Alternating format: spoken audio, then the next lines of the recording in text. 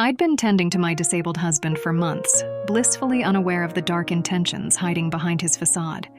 Grateful for each hospital visit, it was this unexpected one that unveiled the grim plot they whispered about, my demise. Yet the real horror struck not from their lethal plans for me, but from their sinister designs on my unborn child. The revelation chilled me to the bone, casting a shadow over what I once believed was a life well started, now entwined with malevolence I never imagined possible. Growing up in a small town, I was surrounded by open fields, friendly faces, and a community that felt more like family. Above all, I was raised in a family where care and love were the foundation. Life was simple, but it was ours, and it was built on values like kindness, respect, and hard work. Despite the comfort and familiarity of home, I always knew I wanted more. So, when the time came, I packed my bags and headed for the city to pursue my studies, armed with nothing but my dreams and the lessons from my upbringing. City life was a whirlwind, a blend of excitement and challenge that I embraced with open arms. I traded star-filled skies for gleaming city lights and the quiet of the countryside for the constant hum of urban life. It wasn't always easy, adapting to the fast pace and anonymity of the city. But I found my place. I worked hard, graduated with honors, and landed a job that felt like the first step towards the future I had always envisioned. But amidst the hustle and bustle of city life, I sometimes found myself yearning for a piece of home. That's how I ended up at the local farmers market one summer evening. It reminded me of the community markets back home, where everyone came together, sharing the fruits of their labor and a bit of themselves in the process. As I wandered through the stalls, I felt a comforting sense of nostalgia mixed with the thrill of discovering something new. That's when I met Alex. Our conversation started over something as simple as tomatoes and peppers, but it quickly blossomed into something more.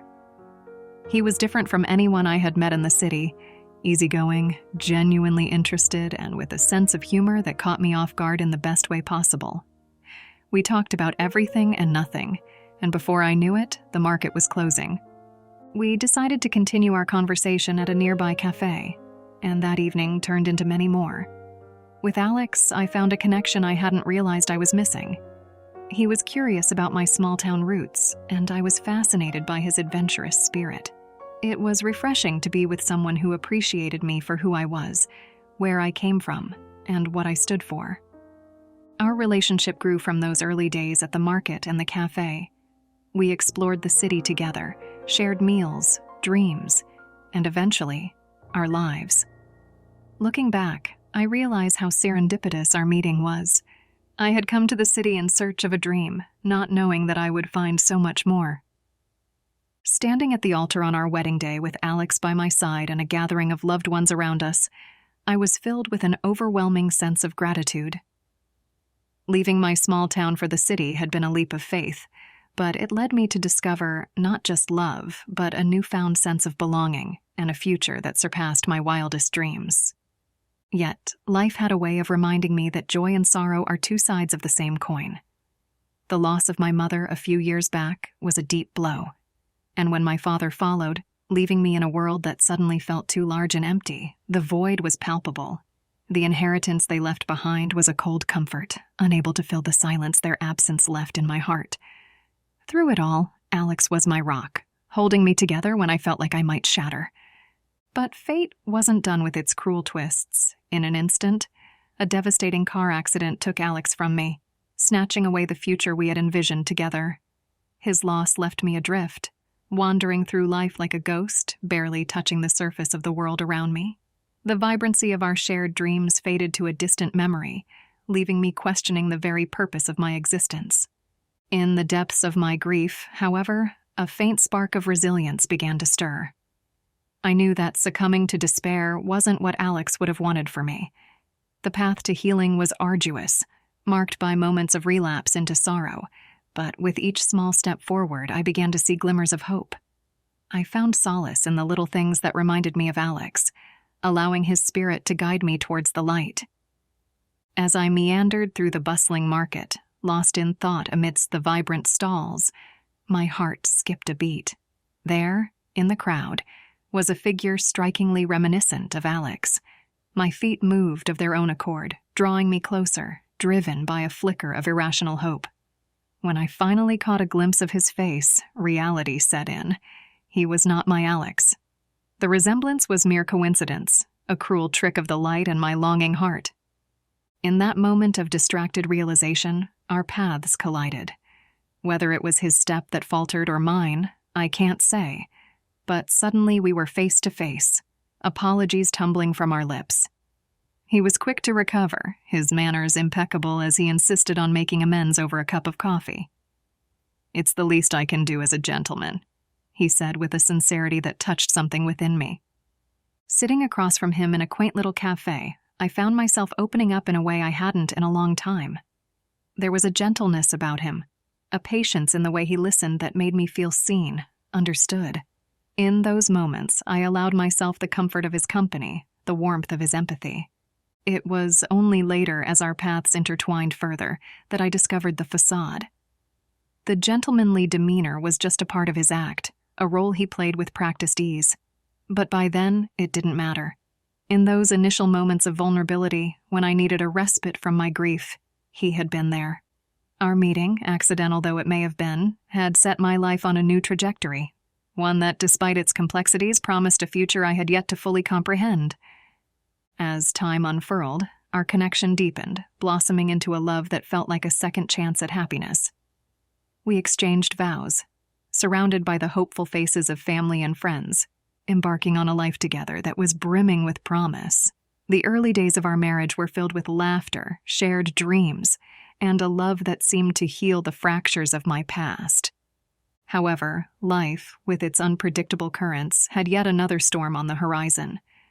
A car accident, eerily reminiscent of the tragedy that took Alex from me, left James hospitalized, his condition dire. The news was a chilling echo of my worst nightmare, a cruel replay of loss that I couldn't bear to face again. James's recovery was slow and fraught with complications. Confined to his hospital bed, his once vibrant spirit seemed dimmed by the shadows of his injuries. Yet, in the face of this new adversity, I found a wellspring of strength I didn't know I possessed. I stood by him, my resolve unwavering, determined to help him through this trial, to rebuild the life that had been so abruptly shattered. Continuing to visit James became a part of my routine, initially every day after work, and then, as my boss, Mr. Thompson, suggested, I adjusted to Tuesdays and Thursdays. Mr. Thompson had been a pillar of support throughout my ordeals, his demeanor changing from a reserved professionalism to a more supportive and caring attitude, especially after James's accident. His concern for my well-being and the baby's health led to the revised visiting schedule, an idea that, at the time, I appreciated but didn't fully understand the depth of. The day I discovered I was pregnant felt like a beacon of hope amidst the chaos. Eager to share the news with James, I rushed to the hospital, imagining his joy. However, the reaction I was met with was far from what I expected. James's shock quickly turned to fury, his words laced with despair and anger, lamenting his inability to care for himself, let alone a child. His outburst left me in tears, but my heart ached for him, and I couldn't bring myself to abandon him in his time of need. Life, however, had yet another cruel twist in store. Just when I thought I could hold on to the sliver of joy the pregnancy brought me, fate snatched it away. The loss of the child was sudden and devastating, a miscarriage that seemed to mirror the recurring theme of loss in my life. The pain was indescribable, a wound that seemed to bleed into every aspect of my existence. In the weeks that followed, I found myself grappling with a grief that was all too familiar, yet uniquely heart-wrenching. Mr. Thompson's support during this time was a solace, though I couldn't shake the feeling that there was an unspoken depth to his kindness. One Wednesday, driven by a need to escape the suffocating walls of my grief, I decided to visit James, a day earlier than usual. I also needed to inform him about an upcoming business trip, a brief respite from the city that had become a landscape of my sorrows. As I approached his room, the sound of hushed voices stopped me in my tracks. It was James and Janet, their conversation a chilling revelation of betrayal and sinister plans. Their hushed conversation floored me. James sounded all jittery, like, "This isn't going to blow back on me, is it?" And Janet, with her icy chill, was all, "Seriously? We've done this dance before. Don't tell me you're getting soft on her." James was kinda scrambling. "Nah, it's just, we never factored in a baby, you know?" Janet shot back all sharp-like. "Should have thought of that earlier, buddy. Your mess, not mine." All right, I get it," James muttered, kinda defeated. Janet laid it out, cold and calculating. "So here's how it's gonna go down. You make sure she takes this, and just like that, she won't be our problem anymore. A week, tops, she'll be history. And believe me, no one's gonna have a clue." She paused, a sly grin spreading across her face. "And just like that, her cool $2 million inheritance, it's in the bag for us." Frozen in horror, I could barely process what I was hearing. My child's death was no accident, and now they were plotting against me.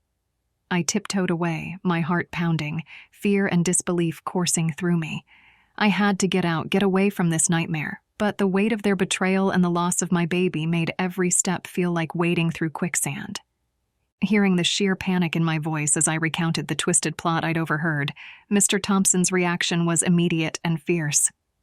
"Those monsters have crossed the line. I swear they won't lay a finger on you. You hear me? I care about you too much to let anything happen to you. I love you."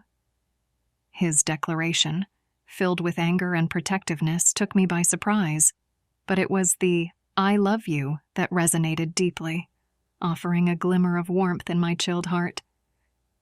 As he enveloped me in a reassuring hug, his vow of protection was a solid rock in the swirling chaos. "I've got your back always. No one's going to hurt you on my watch." We were away on a business trip when the enormity of my situation truly hit me. Mr. Thompson must have seen the fear in my eyes, the uncharacteristic jumpiness in my demeanor.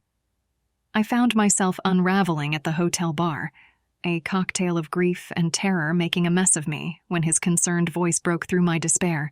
"Hey, you all right there?" Spilling the story to him was like releasing a valve on a pressure cooker. I hadn't intended to, but once I started, the words just wouldn't stop.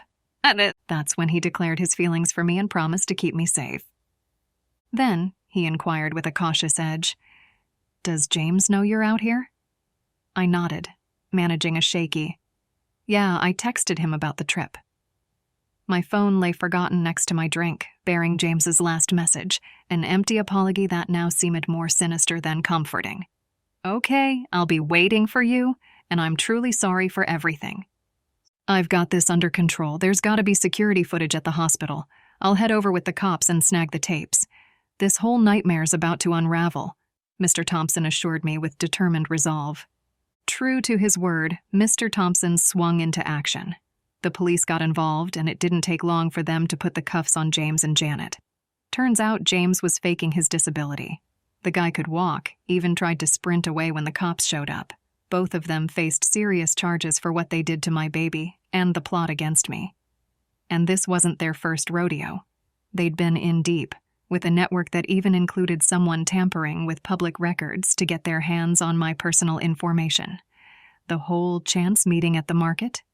Calculated. James had sneakily snagged my info when I'd stepped away for a minute. In the midst of the storm, Mr. Thompson, or William as I'd come to call him, was my rock. He reminded me that despite the profound loss of my child, I still had a future ahead. "You're still young in your 30s. Life's just starting," William would say, his words a balm to my wounded heart. And he was right. With the monsters behind bars, I was free to start anew, to rebuild from the ashes of my past, with William by my side, guiding me towards a hopeful tomorrow. In the middle of getting my life back on track, I couldn't help but wonder about our so-called business trip. "How come it's just the two of us?" I asked William one quiet moment. He played it off like it was all part of the plan, but I could see a twinkle in his eye that told me there might be more to it. Turns out I was right. William had the whole thing set up for something way bigger than business. He took me to this breathtaking spot by the ocean at sunset, with the whole sky lit up in oranges and pinks, and the sound of the waves setting the perfect backdrop. Then, out of nowhere, he gets down on one knee. It was straight out of a movie, his proposal full of love and promises of sticking together through whatever life threw our way. I was so caught up in the moment, I barely managed to whisper a yes through the happy tears. Cutting ties with James was the next step, and it was messy but needed. With William's support, I made it through the legal maze, and we were able to start fresh. We kept the wedding low-key but special, surrounded by our closest people. It felt like we were finally turning the page, ready for whatever came next. And then, not too long after, we welcomed our little guy into the world. Our son was this perfect mix of both of us and a daily reminder of the love and new beginnings we found in each other. William wasn't just my rock, he was my everything, guiding me out of the shadows and into a life filled with love, laughter, and the sweetest little boy you could ever imagine. And about that inheritance of mine, funny thing, I never did end up using any of it, not a single cent. William was way wealthier than I could ever imagine being, making my little windfall look like pocket change. He's got enough zeros in his bank account to make your head spin, but you know what? That never really mattered to us. What we've built together, the life we've created with our little guy, it's worth more than any dollar amount. We're living proof that sometimes, out of the darkest times, the most beautiful stories unfold. And as for me and William, well, we're just getting started. If this story resonated with you, please consider subscribing, hitting the like button, and leaving a comment to show your support. Your engagement helps tremendously and encourages more stories like this one. Thank you for being a part of this journey.